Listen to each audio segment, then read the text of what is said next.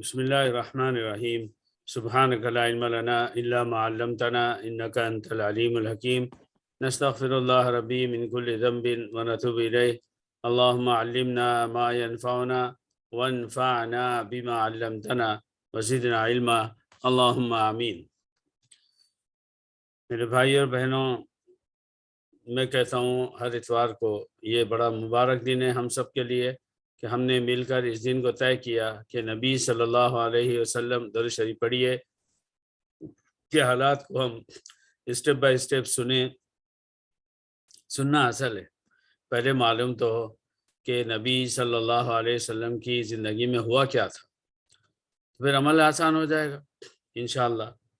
آج آپ کچھ ایسی باتیں سنیں گے جو عام طور پر جب سیرت کی باتیں کی جاتی ہے، لفظ سیرت جب بولا جاتا ہے تو اس کا مطلب ہوتا ہے بایوگرافی آف پرافٹ صلی اللہ علیہ وسلم۔ تو عام طور پر وہ باتیں ہمیں سننے میں پڑھنے میں نہیں آتی، تو بہت ہی کچھ باتیں آپ کے لیے نئی ہو جائیں گی۔ تو عنوان یہ ہے کہ مکہ سے مدینہ محمد صلی اللہ علیہ وسلم نے ہجرت کی، مگر اس ہجرت سے پہلے مختلف واقعات پیش آئے۔ ویسے واقعات ہیں کہ جس میں ایمان جھلکتا ہے اور صحابہ کی عجیب عجیب قربانیاں سامنے آتی ہیں، صحابہ ہی نہیں صحابیات کی، اور یہ بھی ہمارے نبی صلی اللہ علیہ وسلم کی زندگی کے حالات کا ایک حصہ ہیں۔ اصل میں صحابہ کے حالات نبی کے ساتھ اور نبی کے حالات صحابہ کے ساتھ ایسے جڑے ہوئے ہیں کہ ہم اس کو الگ نہیں کر سکتے، کیونکہ ہم صحابہ کی جو بات بتائیں گے اس میں بھی یہ بات آتی ہے کہ ہمارے نبی صلی اللہ علیہ وسلم پر ایمان کیسا ہوتا تھا اور وہ تعلق کیسا ہوتا تھا، انہوں نے اسلام اور اسلام کے نبی سے صلی اللہ علیہ وسلم اپنے تعلق کو کیسے نبھایا۔ تو دیکھیے، ایک تو یہ ہے کہ جو دوسری بیعت ہوئی تھی جس کو بیعت عقبہ ثانیہ، عقبہ جگہ کا نام اور ثانیہ یعنی دوسری، تو عقبہ نامی پلیس جگہ پر جو دوسری بیعت ہوئی ہے، اس بیعت میں کیا ہوا وہ آپ نے تفصیل سے سنا۔ تو اس میں جو ہے ایک صحابی حضرت عبادہ بن صامت مشہور ہیں انصار میں سے، ان کے واقعات بھی ہیں، ان سے احادیث بھی ہیں۔ تو وہ کہتے تھے بایعنا رسول اللہ صلی اللہ علیہ وسلم بیعت الحرب علی السمع والطاعہ، ہم نبی صلی اللہ علیہ وسلم سے ہم نے بیعت کی، یعنی وعدہ کیا، ہماری زبان میں انڈرٹیکنگ دی کہ جنگ بیعت الحرب، اگر آپ کے لیے لڑنا پڑے گا ہم لڑیں گے۔ ایک ہے ایگریمنٹ، تم یہ کھاؤ گے ہم یہ کھائیں گے، تم یہ پیسے لو گے ہم یہ پیسے لیں گے، اتنا فائدہ تمہارا اتنا ہمارا نقصان، کتنی ہنسی آتی ہے۔ اور جب کہ یہ جو بیعت ہو اس کا پہلا جملہ یہ ہے آپ کے لیے ہم کو جنگ کرنا پڑی تو ہم کریں گے۔ سنیے آپ نے ایسا کوئی ایگریمنٹ، ایسا انڈرٹیکنگ سنا؟ اور یہ کہ ہم آپ کی ہر بات مانیں گے، چاہے ہمارے حالات اچھے ہوں یا برے ہوں، چاہے ہم خوش ہوں خوشی سے کریں یا بہت زبردستی کریں۔ اس کے بعد اس کے اندر ایک عجیب لفظ ہے، وَأَثَرَةٍ عَلَيْنَا، وہ سا سے اثرتن تا مربوطہ گولتا علینا، اور یہ بھی ہے کہ ہم پر کسی کو ترجیح دی جائے گی ہم چپ رہیں گے۔ ایک چیز ہے ہمارے سامنے دوسرے کو دی جائے گی، ہم مطالبہ نہیں کریں گے۔ ہے کوئی ایسا ایگریمنٹ، کوئی دنیا میں ایسا ہے جو یہ کہتا ہے کہ ٹھیک ہے میری موجودگی میں آپ دوسروں کو جو چاہو دے دو، میں کوئی اعتراض نہیں کروں گا۔ وَأَلَّا نُنَازِعَ الْأَمْرَ أَهْلَهُ، اور یہ بھی اس بیعت کا حصہ تھا کہ یہ جو حکومت چلے گی نبی صلی اللہ علیہ وسلم میں، کل کو قریش کا یعنی مکے کے لوگوں میں سے کسی کا وہ حکومت کرے گا، اس کے بعد مکے کا ہوگا، اس کے بعد مکے کا ہوگا، اس کے بعد کوئی مکے کا ہوگا، مدینے کا کوئی نہیں، حاکم نہیں بنے گا۔ ہم اس کے لیے تیار ہیں۔ کوئی ہمارے مولانا فضل الرحمان کو پاکستان میں یاد دلا کے دیکھو، جس اسلام کا تم نام لیتے ہو اس میں تو ایسا آیا ہے۔ بہرحال تو یہ انہوں نے انصار جتنے انصاری تھے یعنی مدینے سے آئے ہوئے انہوں نے پہلے صاف کر دیا، ہم صرف والنٹیئرس ہوں گے، ہمارا کام ہے خدمت کرنا، اسلام نے جو مانگا دے دینا، نبی نے جو کہا سن لینا، بدلے میں کچھ نہیں مانگنا کہ نہیں پھر ہم بھی آپ کی حکومت میں پارٹنر ہوں گے۔ جبکہ آپ نے جو ہے مختلف دوسرے لوگوں سے سنا مکے کے اور اطراف کے کہ وہ کہتے تھے ٹھیک ہے ہم آپ کے ساتھ دیں گے، لیکن جب حکومت بنے گی پھر ہم کو بھی کچھ ملے گا۔ آپ نے فرمایا یہ تو اللہ کا معاملہ ہے، وہ جس کو دے دے۔ تو انہوں نے کہا نہیں پھر ہمیں نہیں چاہیے، جب آپ ہم کو حکومت ہماری گردنیں کٹیں گی اور سردار دوسرا بنے گا، نہیں چلے گا۔ ایک صحابی تھے حضرت عباس بن عبادہ العوفی، یہ نام یاد رکھیے، عباس بن عبادہ العوفی، ان کو چھوڑ کر جتنے صحابہ مکہ کے تھے ان سب کا نام پڑا مہاجر، اور مدینے میں جتنے مسلمان مکہ آئے اور اس کے بعد میں پھر واپس ہوئے ان سب کا ٹائٹل بن گیا انصار۔ ایک اکیلے حضرت عباس بن عبادہ العوفی ایسے ہیں ان کو دونوں لقب ملے۔ ان کے بارے میں مکہ اور مدینے کی سوسائٹی میں جب ان کا نام لیتا تو کہتا عباس بن عبادہ العوفی المہاجر الانصاری، دونوں صفت ان کو ملی۔ وہ کیسے ہوا؟ ایسے کہ یہ صحابی حضرت عباس بن عبادہ العوفی اپنی جگہ کو مدینے سے چھوڑ چھاڑ کے پہلے مکہ آ گئے اور مکہ ہی میں رہنے لگ گئے نبی صلی اللہ علیہ وسلم کے ساتھ۔ اور پھر جب وہاں سے دوبارہ ہجرت ہوئی مدینہ تو پھر وہ مدینہ چلے گئے۔ تو پہلے انہوں نے مدینے کو چھوڑا اور اطراف کے علاقوں کو چھوڑا مکہ آنے کے لیے، پھر وہاں رہ گئے۔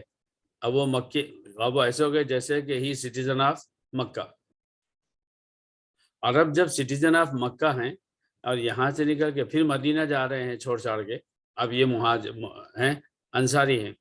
تو یہ بھی ایک دیکھیے عجیب بات ہے۔ اور پھر یہ جنگ احد میں شہید ہوئے۔ جنگ احد میں اللہ کی جان اللہ کو دے دی، اللہ کی دی ہوئی جان اللہ کو دے دی۔ شاعر نے کہا، ہمارے اردو شاعر نے، اور میں نے عربی شاعری میں کہیں یہ خیال نہیں پڑا جو اردو شاعر نے کہا ہے، جان دی، یعنی کوئی شخص کہہ رہا تھا یار تم تو اتنے اچھے ہو کہ تم نے تو اللہ کے راستے میں جان دے دی، تو شاعر کہہ رہا ہے جان دی ہوئی اسی کی تھی۔ ارے بھائی میں نے اگر اللہ کے راستے میں جان دی تو میں نے کون سا نیا کام کیا؟ یہ تو اسی کے جس اللہ نے مجھے زندگی دی تھی وہی زندگی میں نے اللہ کو واپس دے دی۔ جان دی ہوئی اسی کی تھی، حق تو یہ ہے کہ حق ادا نہ ہوا۔ کیا پیارا شعر۔ بہرحال یہ بات تھی۔ ایک بات یہ ہے کہ جب بیعت ہو چکی مدینہ منورہ سے آئے ہوئے انصاریوں کی مکہ کی گھاٹی میں، تو آپ صلی اللہ علیہ وسلم نے یہ فرمایا صحابہ سے، مکے میں رہنے والے صحابہ سے، ان اللہ عز وجل قد جعل لكم اعوانا اخوانا ودارا تأمنون بها فخرجوا ارسالا۔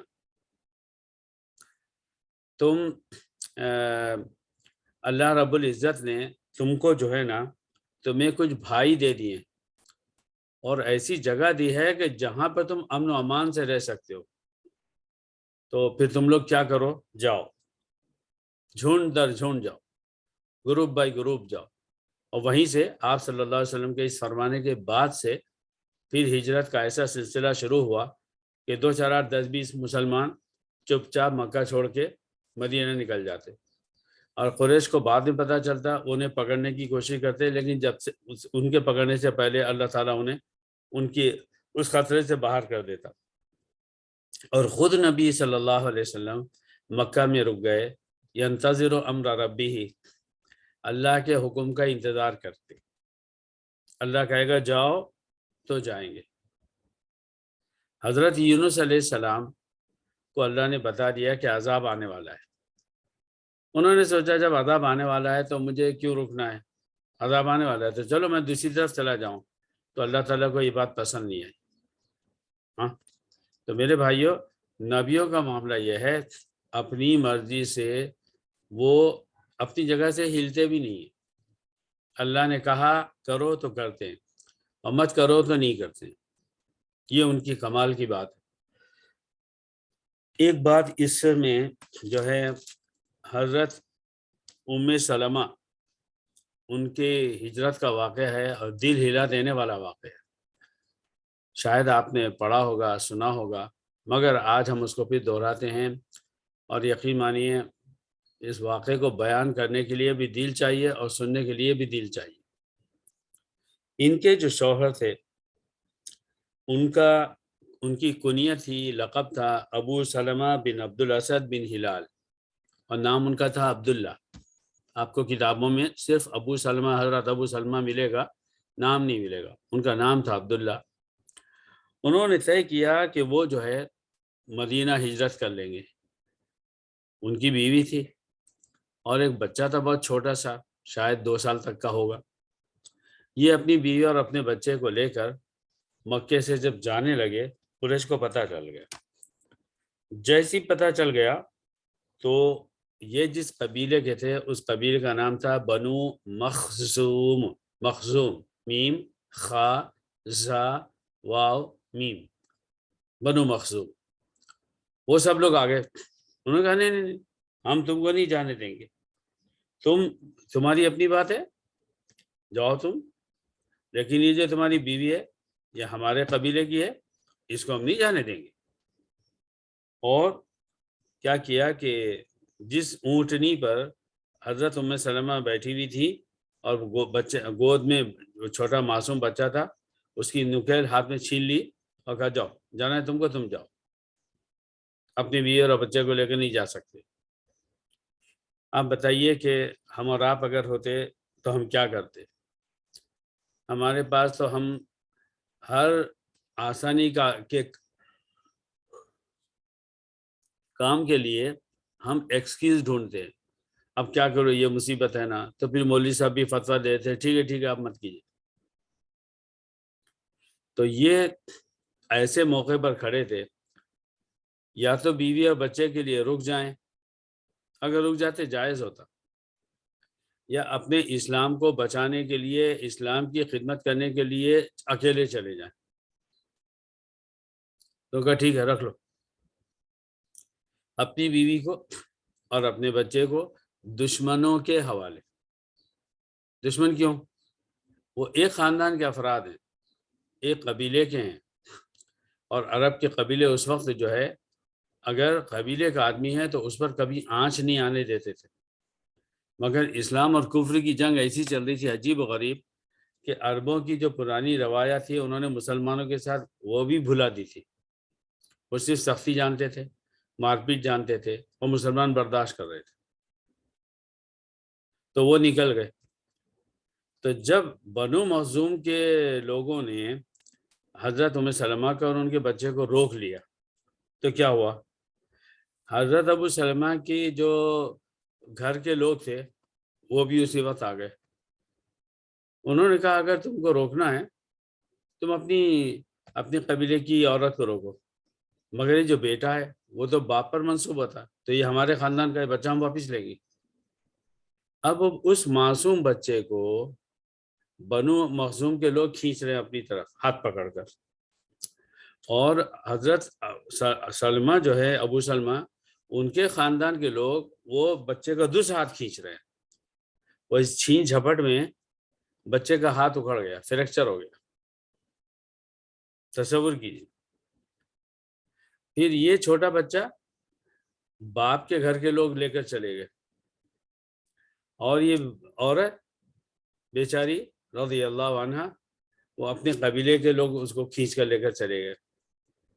ایک باپ، ایک ماں، ایک بیٹا، اور 3 تقسیم۔ اب آپ سوچئے کہ ماں کے دل پر کیا گزرے گی کہ میرا چھوٹا بچہ مجھ سے چھین لیا گیا، شوہر مجھے چھوڑ گیا اللہ ہی کے نام پر۔ تو حضرت ام سلمہ خود کہتی ہیں کہ جب یہ چلے گئے ہیں تو میں روزانہ صبح اپنے گھر سے نکلتی اور ابطاح جو مکہ کی جیسے کہ باؤنڈری پر ہے وہاں جاتی، وہاں بیٹھتی، وہاں روتے رہتی، یا اللہ میرا شوہر، میرا بیٹا، میں یہاں پڑی ہوں، میں یہاں سے کیسے نکلوں؟ اور شام تک وہیں بیٹھی رہتی، میرا دل نہیں جانے کا کرتا، یہاں تک کہ میں واپس آتی۔ یہ معاملہ حضرت ام سلمہ کا پورے 1 سال رہا، 1 سال۔ شوہر مدینے میں، کوئی موبائل نہیں ہے، کوئی ٹیلی فون نہیں ہے، کوئی خبر نہیں ہے، اور بیوی کو بھی کوئی اطلاع نہیں ہے، اور بچہ ان لوگوں کے درمیان میں ہے، وہ کس حال میں ہے کچھ پتہ نہیں ہے۔ اگر آپ تصور کریں نا تو واقعی رونگٹے کھڑے ہو جائیں گے کہ اللہ یہ کیا ہوا۔ اس کے بعد کیا ہوا؟ 1 سال کے قریب ایسا ہوا کہ حضرت ام سلمہ کے جو خاندان تھا اس میں سے چچا زاد جو لوگ تھے، ان میں ایک صاحب تھے، ان کا نام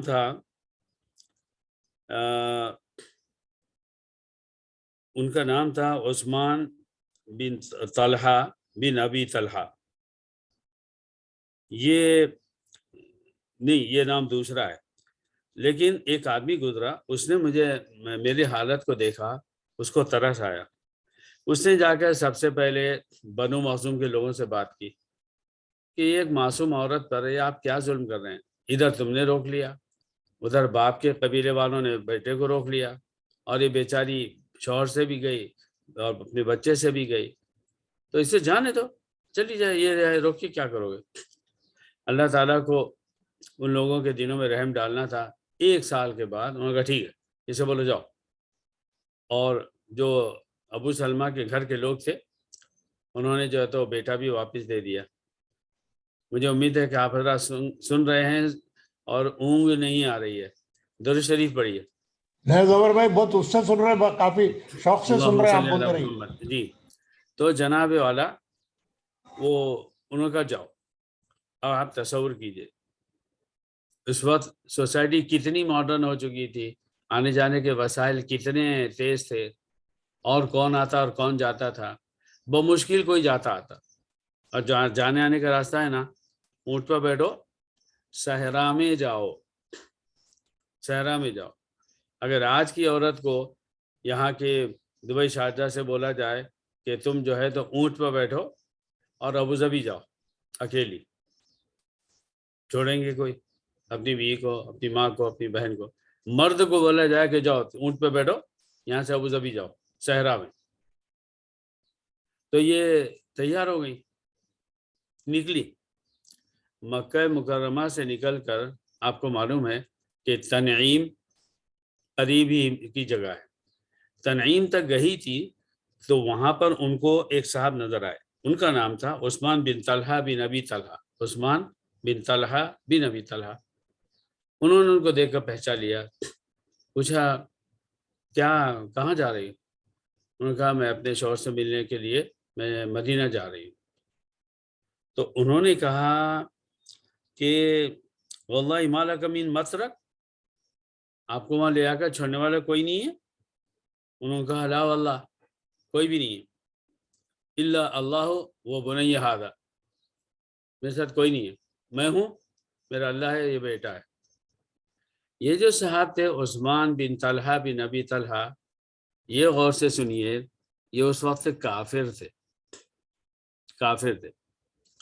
مکہ سے مدینہ اونٹ سے جاتے تھے لوگ تو پورے 10 دن لگتے تھے، 10 دن یعنی اس کے ساتھ راتیں بھی۔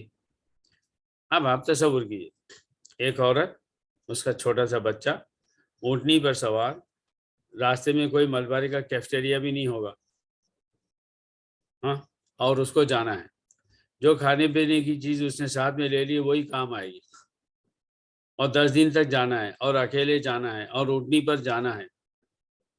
یہ تو انہوں نے ہمت کر لی، اللہ نے کیسے راستہ کھولا؟ یہ مشرک عثمان بن طلحہ بن ابی طلحہ، انہوں نے کہا نہیں، ایسے تم نہیں جاؤ گی، میں تم کو لے آ کر چھوڑوں گا۔ اس کے بعد اب یہ اکیلی عورت اور یہ اس پر اونٹ پر، اور یہ عثمان بن طلحہ اپنے اونٹ پر یہ دونوں چلتے. تو 10 دن کے سفر میں حضرت ابو سلمہ کہتی ہیں ان کا حال کیا تھا کہ مجھے حرج نہ ہو، تکلیف نہ ہو، تو مجھ سے آگے آگے چلتے تھے. ایک دفعہ بھی پلٹ کر مجھے نہیں دیکھا، اور کہیں پر رکنا ہوتا تو وہاں قریب پہنچ کر پھر واپس قریب ان کو اتارنا ہے، آرام کرانا ہے، تو کوئی درخت ہوتا اس کے سائے میں ان کو تھوڑی دیر آرام لینے کے لیے بٹھاتے. تو کیسے، آپ کیا کریں گے، میں کیا کروں گا، ہم اس اونٹنی سے قریب آ جائیں گے جس پر حضرت ام سلمہ ہے، پھر ہم اس اونٹنی کو نیچے بٹھائیں گے. اونٹنی کے نیچے بٹھانے اٹھانے کا ایک طریقہ ہوتا ہے ورنہ وہ بدک جائے. اور اس کا تجربہ ہوا ہے، وہاں جب بھی قربانی کے لیے شارجہ عجمان جاتے ہیں اور وہاں اونٹوں کو ذبح کرتے ہیں، تو جن اونٹوں کو لایا جاتا اس شہنشاہ کو وہ جو پک اپ ہوتا ہے اس میں سے اتارنے کا بھی ایک طریقہ ہے، اور اشارے ہیں. وہ اشارے بالکل ایسے ہیں جیسے کوئی بادشاہ سے اجازت طلب کرتا ہے، جی حضور آپ اٹھیں گے، تو پھر بادشاہ صاحب اٹھتے ہیں. پھر ایک اشارہ دیا جاتا ہے آپ کھڑے ہو جائیں گے، پھر بادشاہ صاحب کھڑے ہو جاتے ہیں. پھر بادشاہ صاحب کو اشارہ دیا جاتا ہے اب آپ کو چلنا ہے، تو بادشاہ صاحب پھر چلتے ہیں. وہ دیکھیں اگر آپ کسی اونٹ کے بٹھانے کا منظر تو یقین مانی حیرت ہوگی، تبھی ہوگا کہ یار واقعی اللہ نے چھوٹے سے انسان کو اتنے بڑے جانور پر کیسے کنٹرول دیا ہے. بہرحال تو یہ کیا کرتے تھے، عثمان بن طلحہ ایسے قریب میں آگے نہیں کرتے تھے، وہ قریب آتے اور اونٹنی کو اشارے دے کر فوراً دور چلے جاتے. بتائیے کیوں جاتے؟ آج بھی گھر کی بیٹی بھی اور بیوی بھی بیوی ہونے کے باوجود، ماں تو ماں ہوتی ہے، بہن تو بہن ہوتی ہے، لیکن عورتوں کے اندر اللہ نے ایسی فطری شرم و حیا رکھی ہے کہ وہ جو اپنے ہوں یا غیر ہوں ان کے سامنے بھی اسے بیٹھتے ہوئے اٹھتے ہوئے جھجک ہوتی ہے، اور وہ تھوڑی شرماتی ہے، اور وہ چاہتی ہے کہ وہ اس انداز سے نیچے اٹھے بیٹھے کہ اس کے سامنے کوئی کسی مرد کی نگاہ نہ پڑ رہی ہو. تو وہ دور چلے جاتے. پھر وہ کہتی میں نیچے دھیرے سے اتر جاتی، جتنے دن دیر میں آرام کرتی مجھے اوف بھی نہیں کہتے، دور رک جاتے. پھر جب جانے کا وقت آتا تو پھر آتے اور ان کو اونٹی پر اس طرح سے بٹھاتے کہ نظر نہ پڑے. 10 دن میں یہ کھیل کتنی دفعہ ہوا ہوگا، 1 دفعہ 2 دفعہ 5 دفعہ 20 دفعہ، اور ہر دفعہ وہ کہتے ہیں اللہ کے بندے نے میرے ساتھ آنے سے لے کے وہاں پہنچانے تک میری طرف دیکھا بھی نہیں.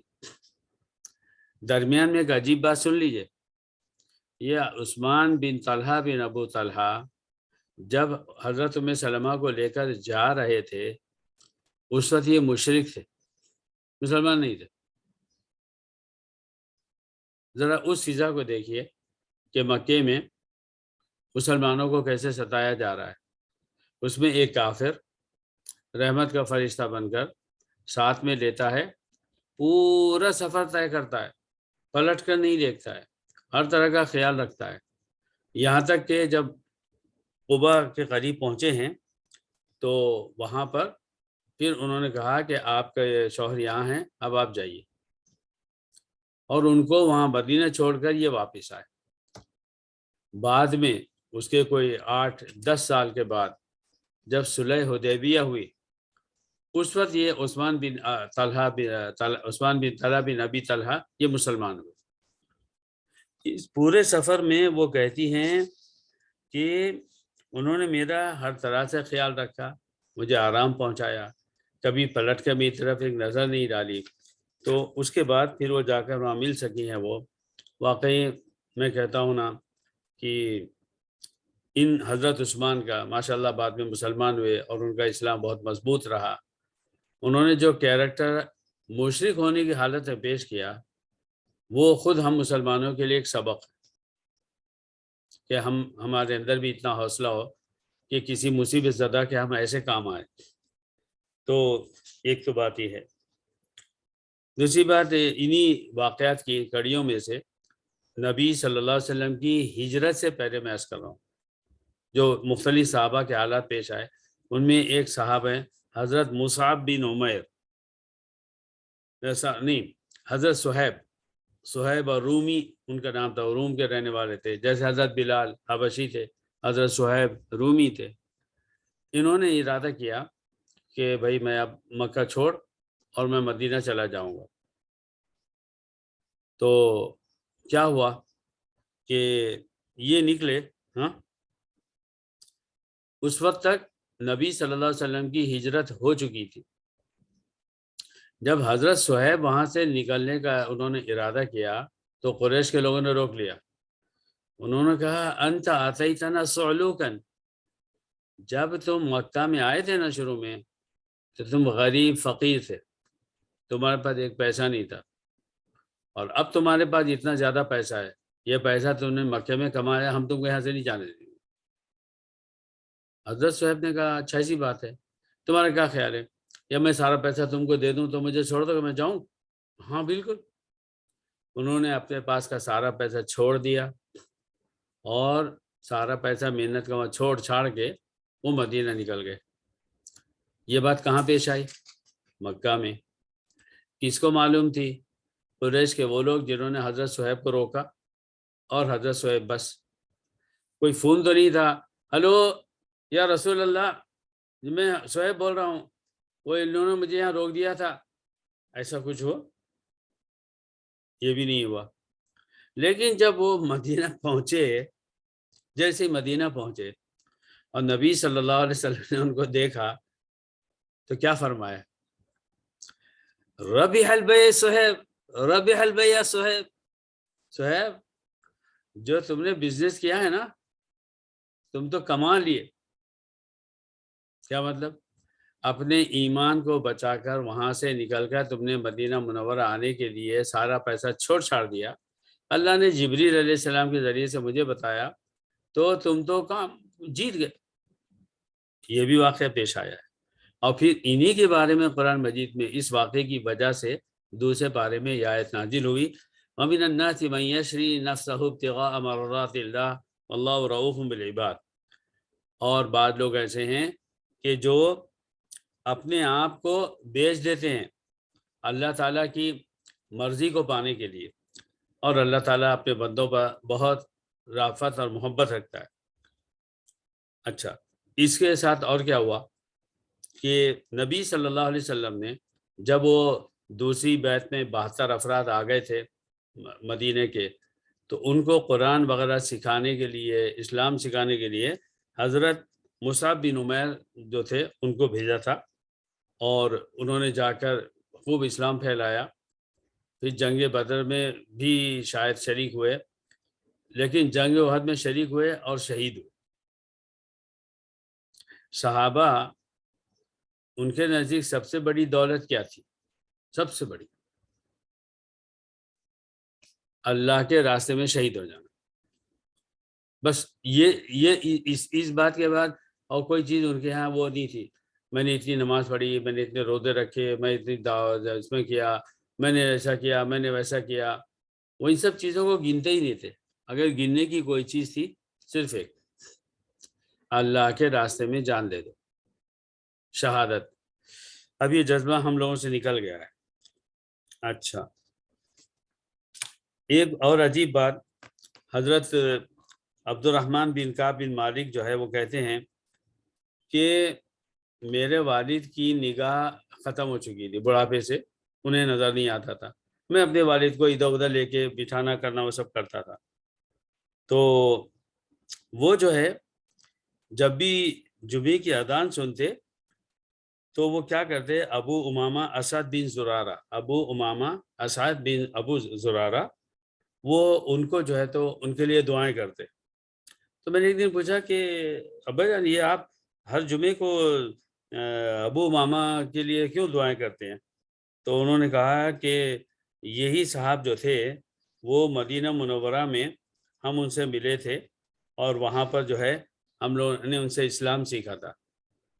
تو حضرت مصعب نے حضرت عبد الرحمن بن کعب نے پوچھا اس وقت آپ لوگ مدینہ میں کتنے لوگ مسلمان تھے ٹوٹل؟ انہوں نے کہا 40۔ اب حضرت ابو عبد امامہ کو حضرت عبد الرحمن کے والد حضرت کعب کو حضرت ابو امامہ کیوں یاد آتے تھے؟ وہ بھی زمانہ تھا، ہم صرف 40 مسلمان تھے اور یہ ہم کو اسلام سکھاتے تھے، تو وہ اس لیے ان کے لیے دعائیں کرتے تھے۔ اور ایک بات اور ہے، یہ بڑی مزیدار قصہ ہے، آپ نے شاید سنا ہو۔ جو لوگ مسلمان ہوئے ہیں ان میں معاذ بن عمرو بن جموح اور معاذ بن جبل، یہ دونوں بھی تھے۔ تو یہ ان کے جو والد تھے ان کا نام تھا جموح، ہاں، وہ مسلمان نہیں ہوئے تھے۔ یہ سنیے، بہت مزہ آئے گا آپ کو۔ جموح مسلمان نہیں ہوئے تھے، انہوں نے لکڑی کا ایک بت بنا رکھا تھا، اور ہمیشہ جب بھی ان کو کچھ ضرورت پڑتی وہ اس بت کے سامنے سجدے کرتے، اس کی عبادت کرتے، اچھے اچھے الفاظ بولتے، اس سے بولتے اے بت مجھے یہ دے دے، مجھے وہ دے دے، ایسا کرتے تھے۔ تو کیا ہوا کہ وہاں آگے پیچھے جو چھوٹے بچے رہتے تھے مسلمان ہو گئے تھے، تو کیا کرتے کہ رات میں جموح جو ہے اپنے بت کو ایک جگہ رکھ کے سو جاتے، یہ بچے آتے چپ چاپ اور اس کو اٹھاتے، وہ لکڑی کے ٹکڑے کو جس کو بت بنا دیا ہے اٹھا کے ادھر ادھر پھینک دیتے۔ جب یہ صبح اٹھتے تو پہلے ڈھونڈتے، میرا خدا کہاں چلا گیا، میرا بت کہاں چلا گیا۔ پھر وہ ادھر ادھر ڈھونڈتے تو ان کو کہیں بھی وہ لکڑی کا ٹکڑا پڑا ہوا مل جاتا، اس کو اتنی عزت سے لے کے آتے، پھر اس کو صاف کرتے، پھر بولتے تمہارے ساتھ یہ کیا ہو رہا ہے، یہ بہت برا ہوا ہے، اس کو بڑی پھر اچھا کرورا کے رکھے، پھر ویسے اس کو پوچھتے رہتے، یہی وہ ہمیشہ کرتے رہتے۔ تو پھر ایک دفعہ ان لوگوں نے کیا کیا کہ اس بت کے ٹکڑے کو کسی ایسے گڑھے میں پھینک دیا، پھر وہ ڈھونڈ ڈھانڈ کے نکال کے لائے کہ وہ ایسا پڑا ہوا ہے عجیب سی مٹی۔ انہوں نے کہا اپنے دیکھو آپ، انسان کی عقل نہ جب گمراہ ہوتا نا تو اس کا بھی جواب نہیں۔ انہوں نے اس لکڑی کے ٹکڑے سے کہا کہ تم کیسے ہو، یہ تمہارے ساتھ کیا کیا کر رہے ہیں، اور تم الہ ہو، خدا ہو، تم کچھ نہیں کرتے ہو۔ ابھی انہوں نے اس کے ساتھ میں اسی لکڑی کے ٹکڑے سے ایک تلوار کو باندھ دیا اور کہا کہ اے بت، یہ اب میں تجھے تلوار دے رہا ہوں، اب جو تجھے یہاں ستانے آئے نا تو اس تلوار سے تو اس کو مار۔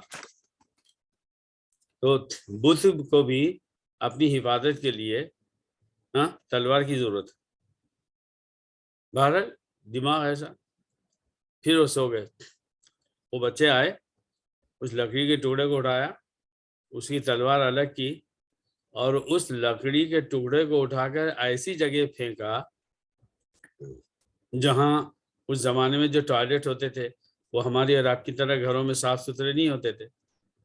ہر شخص جو ہے ایک گڑھا ہوتا تھا، وہ اپنی رات کی تاریکی میں جب بھی ہے جیسے جاتا وہاں وہ گندگی پیٹ سے باہر نکالتا۔ ان لوگوں نے کیا کیا، وہ لکڑی کے ٹکڑے کو اٹھایا اور وہ اس گڑھے میں جہاں وہ گندگی پڑی تھی وہاں پھینک دیا۔ اب یہ جب صبح اٹھے اب پھر ڈھونڈنے لگے تو دیکھا کہ غائب ہے، پھر ڈھونڈا تو وہ دیکھا کہ وہ ایسی گندی جگہ پر پڑا ہوا ہے۔ تب وہ سمجھ گئے کہ یہ ایک بیکار بکواس ہے، یہ محض ایک لکڑی کا ٹکڑا ہے، نہ یہ فائدہ پہنچائے گا نہ یہ نقصان پہنچائے گا۔ اس کے بعد پھر مسلمان ہو گئے۔ مسلمان ہونے کے بعد انہوں نے کچھ اشعار کہے، آپ بھی سنیے۔ واللہ لو کنت الہا لم تکن انت وکلب وسط بئر فی قرن۔ نہیں، اس میں انہوں نے یہ بھی کیا ان لوگوں نے کہ وہ لکڑی کا جو ٹکڑا تھا، ایک مرا ہوا کتا تھا، اس کے گلے میں اس لکڑی کے ٹکڑے کو جو بت بنا ہوا تھا اس کو باندھ دیا تھا۔ تو جب مسلمان ہوئے تو انہوں نے کہا واللہ لو کنت الہا لم تکن، اللہ کی قسم اگر اے لکڑی کے ٹکڑے تو خود خدا ہوتا تو انت وکلب وسط بئر فی قرن، تو اور یہ کتا دونوں مل کر گندگی کے اس گڑھے میں نہ پڑے ہوتے۔ اور فرمایا الحمدللہ العلی ذی المنن، اس اللہ کا لاکھ لاکھ شکر ہے جو کہ احسان کرتا ہے، الواہب الرزاق دیان الدین، جو کہ دینے والا ہے، رزاق ہے اور سارا دین اسی کی طرف لوٹ کر جاتا ہے. هو الذی انقذنی من قبل ان، یہ ذرا آخری شعر کا ترجمہ سنی. کیا ہم لوگوں نے کبھی ایسا سوچا ہے؟ هو الذی انقذنی من قبل ان، اسی نے مجھے بچا لیا اس سے پہلے کہ، اب آپ سوچیں اس سے پہلے کہ آگے انہوں نے کیا کہا ہوگا کہ اللہ تو نے مجھے بچا لیا اس سے پہلے کہ، اب آگے کیا کہا؟ اکون فی ظلمت قبر مرتہن، واہ، اکون فی ظلمت قبر مرتہن، اس سے پہلے کہ میں قبر کی تاریکیوں میں اٹھا کر پھینک دیا جاتا، اس سے یعنی اس سے پہلے کہ میں مر جاتا مجھے قبر میں ڈال دیا جاتا، اللہ ہی نے مجھے بچا لیا. تو یہ کچھ واقعات ہیں بڑے اہم ہیں جس کو میرے بھائیوں ہم لوگوں نے بہت یہ تفصیل سے سنا. سوال ایک، میں اپنے نبی صلی اللہ علیہ وسلم کی زندگی سے کتنے قریب ہوں اور کتنا دور؟ یہ قریب ہونا میری صورت شکل، میرے کپڑے، میرا کھانا پینا، میرا رہن سہن، میری خوشی، میرا غم، ان سب چیزوں میں کتنا قریب ہوں اور کتنا دور ہوں. اگر میں قریب ہوں تو کیوں ہوں؟ اس لیے کہ مجھے اپنے نبی سے عشق ہے اور میں ان کے جیسا رہتا سہتا ہوں. اور اگر میں دور ہوں تو اس دور ہونے کی وجہ کیا ہے؟ وہ کون کون سے خناس میرے دماغ میں ہیں جن کی وجہ سے میں اب تک نبی صلی اللہ علیہ وسلم کی زندگی سے قریب نہیں ہو پا رہا ہوں. اصل بات یہی ہے نا میرے بھائیوں میری بہنوں کہ ہر مسلمان عالم سے لے کے جاہل تک جو میٹھا میٹھا ہے نا، جو اس کی زندگی کے اسٹائل میں اس کو سوٹ کرتا، وہ اس اسلام پہ چل رہا ہے. مگر اسلام کی ہر وہ بات جو اس کی سمجھ کے لیے ایک مشکل مرحلہ ہے وہ سے دور. کیا ہمارے یہ جو دو رخاپن ہے اللہ تعالیٰ کو نہیں معلوم کہ بھائی یہ اسلام پہ اس لیے نہیں چل رہا ہے، اس نے سمجھ لیا ہے، اس نے نبی کو پہچان لیا ہے، اسے اپنے نبی سے سچی محبت ہے تو وہ ویسا رہ رہا ہے. بلکہ ہم سوسائٹی کو دیکھ کر چل رہے ہیں. ہماری اپنی بنائی ہوئی سوسائٹی میں جتنا اسلام ہم چل سکتے ہیں، جس میں ہمارے دماغ کی جو باتیں ہیں وہ سب صحیح چل سکتی ہیں، تو ہم اس کو فالو کر رہے ہیں. اور ہمارے دماغ میں جہاں جہاں سوسائٹی کی باتوں سے ٹکراؤ پیدا ہو رہا ہے تو ہم اسلام کو چھوڑے بیٹھے ہیں اور ہم مطمئن ہیں کہ مسلمان ہیں. تو ہمیں اپنا رنگ بدلنا ہے. یہی بات جو انہوں نے حضرت جموح نے کہی ہے کہ اللہ نے مجھے قبر میں جانے سے پہلے بچا لیا. تو ہر وہ سنت جو نبی صلی اللہ علیہ وسلم کی ہے اور ہم نے اس پر عمل نہیں کی، اس سے پہلے کہ ہمارا وقت آ جائے ہمیں آگے بڑھنا ہے. اور جو شیطان نے ہمارے دماغ میں جو خنات ڈال رکھے ان کو نکال پھینکنا ہے. اور ایک ہی بات یاد رکھنا ہے، ہمارے نبی نے جو کیا اس میں عزت ہے، اور جو آپ نے نہیں کیا ہے اس میں عزت نہیں ہے. آپ نے آپ کے صحابی کا نام حضرت سلمان فارسی، حضرت سلمان فارسی، مکہ فتح ہو گیا، سب کچھ ہوا. حضرت عمر کے دور میں ملک شام گئے ہیں جو فتح ہو چکا ہے. اب حضرت سلمان فارسی آ رہے ہیں، بہت بڑے صحابہ میں شمار تھا. اور آپ تصور کریں کہ نبی صلی اللہ علیہ وسلم کی وفات سے لے کے حضرت عمر کے دور تک کم سے کم سمجھیے کہ 5 سال سے اوپر وقت گزر چکا ہے. مگر جو لوگ وہاں ملک شام میں تھے انہوں نے بڑا اہتمام کیا. اور اس زمانے تک جو ہے وہ جو ملک شام کے عیسائی تھے، اگرچہ عیسائی تھے، مسلمانوں کے انڈر تھے، مگر ان سے مسلمان جو لیڈر ہیں، حاکم ہیں، گورنر ہیں، ان سب سے وہ جو قریب تھے ان سے بتا گیا بھائی حضرت سلمان آ رہے ہیں، حضرت سلمان بہت بڑے صحابی ہیں. تو آ گئے سب. اور پھر دسترخوان پر جیسے کسی کی شان میں کسی کی اس میں جو ہے تو ایک عشائیہ دیا جاتا ہے، ایک ڈنر دیا جاتا ہے، وہ کھانے کے لیے بیٹھے. اور کھانے کے درمیان جو دسترخوان بچھا ہوا تھا، حضرت سلمان کے ہاتھ سے ایک چھوٹا سا کھانے کا ٹکڑا زمین پر گر گیا. اب آپ کو معلوم ہے سنت کیا ہے کہ اگر جگہ صاف ستھری ہو تو آپ اس ٹکڑے کو اٹھائیے اگر اس میں خدا نہ خاصا کچھ مٹی وٹی لگ گئی ہے اس کو نکال دیجیے اور صاف کر کے کھائیے. آپ کو حق نہیں ہے کہ آپ اس ٹکڑے کو معمولی سے بول کر پھینک دیں، اللہ کا رزق ہے. جب حضرت سلمان یہ کرنے لگے تو جو باقی مسلمان صحابہ بیٹھے تھے وہ سب ان کو اشارے کر رہے تھے یعنی ایسا مت کرو، کیونکہ وہ سوچتے یار یہ عیسائی سامنے بیٹھے ہیں، یہ بولیں گے ارے یہ ان کے اتنے بڑے گرو ہیں، یہ کیا کر رہی ہے. انہوں نے فوراً ایک جملہ کہا، کیا پیارا جملہ ہے. انہوں نے کہا اترک سنت حبیبی لہؤلاء الحمقاء، کیا ان بے وقوفوں کی خاطر میں اپنے نبی کی سنت کو چھوڑ دوں؟ ہر مسلمان کو اس جملے کے اپنانے کی ضرورت ہے. اللہ تعالیٰ توفیق دے.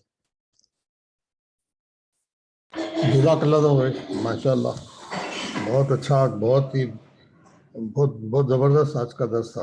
ایک ہمارے نئے ساتھی نظر آ رہے ہیں، محمد انور بھائی کے ہم نام ماشاء اللہ. یہ ہمارے صبح کی کلاس کے صاحب ہیں، وہ آ گئے ہیں بنگلور کے.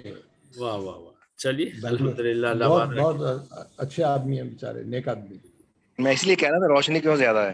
اوہ ابھی دیکھیے ان کا جو مونو ہے اس میں کعبۃ اللہ ہے. السلام علیکم. ڈبل روشنی ہو گئی. وعلیکم السلام انور بھائی، کیسے ہیں انور بھائی؟ خیریت سے آپ؟ اللہ کا کرم احسان ہے، آپ کی دعا ہے، آپ کی دعا کی درخواست ہے. اللہ تعالیٰ آباد رکھے آپ کو انور بھائی. ہمارے پاس ایک نور تھا، اب 2 نور ہو گئے. اب دعا کی درخواست ہے، بس دعا کی درخواست کریں اللہ ہم تعالیٰ. سب کو ضرورت ہے. اللہ میں تعالیٰ کرتا ہوں کہ دعا ایسی چیز ہے جیسے کہ ہوا، جی ہاں، ہوا کی سب کو ضرورت ہے، اسی طرح دعا کی بھی سب کو ضرورت ہے.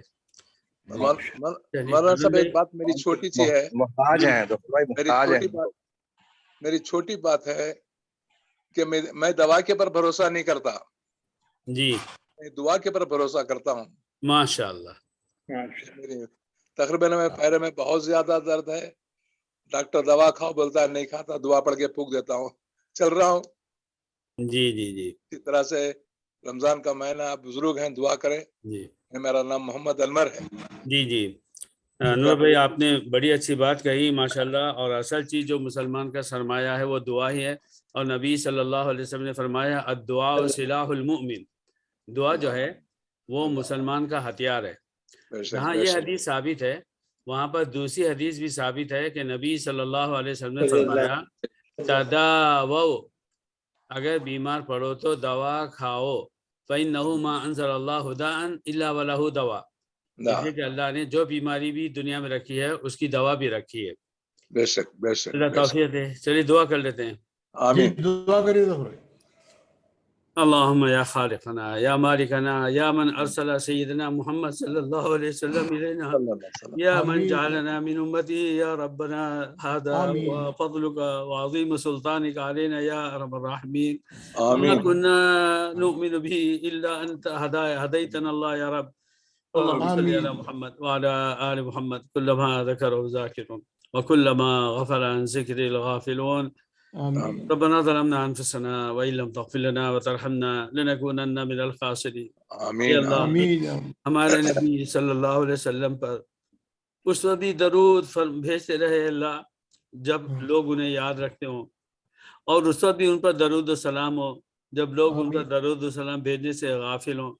اے اللہ، تیرے بندے امام شافعی نے یہ بڑے اچھے درود کے الفاظ بولے ہیں، اے اللہ مجھے پسند ہے، میں اسے دہراتا ہوں، مگر اے اللہ سچی بات یہ ہم غافل ہیں، ہم زبان سے درود پڑھنے سے غافل ہیں اور عمل میں تو بہت پیچھے ہیں.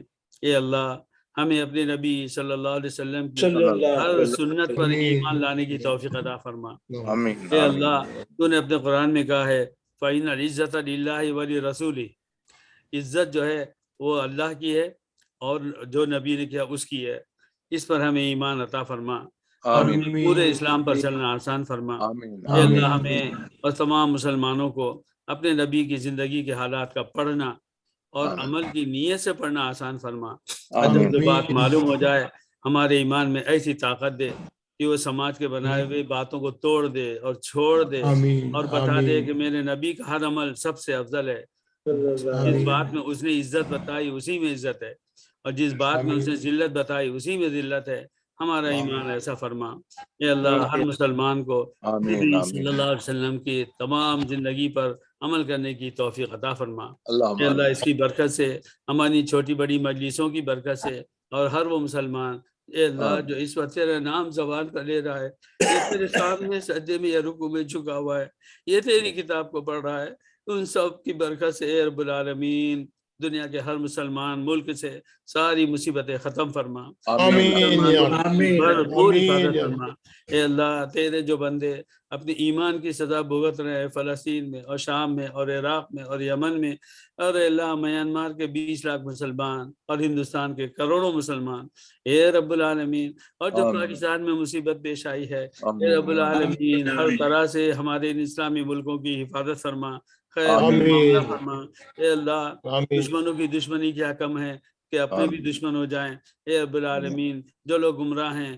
ان کو ہدایت عطا فرما اللہم اے آمین اللہ آمین ہمارے تمام ملکوں کو ایسے حاکم ایسے گورنر عطا فرما جو اسلام پر چلیں اسلام کا نام لیں اور امت کو اور اس جو ہے ہر مسلمان کو جو جس ملک میں رہتا ہو اے اللہ اسے جو ہے اللہ اپنے دین پر قائم رہنا آسان فرما اے آمین اللہ آمین ہماری ان دعاؤں کو اور دنیا کے ہر مسلمان کی ہر جائز دعا کو اے اللہ اپنے فضل و کرم سے قبول فرما وصلی اللہ آمین تعالی علی خیر خلقی محمد آمین وعلی آلہ صحبہ اجمعین برحمتک یا ارحم الراحمین السلام علیکم جزاک اللہ ظفر بھائی، جزاک اللہ، وعلیکم السلام جزاک اللہ۔ چلیے انشاءاللہ اب ملاقات ہوگی ٹیوزڈے کو جی ظفر بھائی انشاءاللہ۔ والسلام علیکم ورحمۃ اللہ وبرکاتہ وعلیکم السلام ورحمۃ اللہ وبرکاتہ۔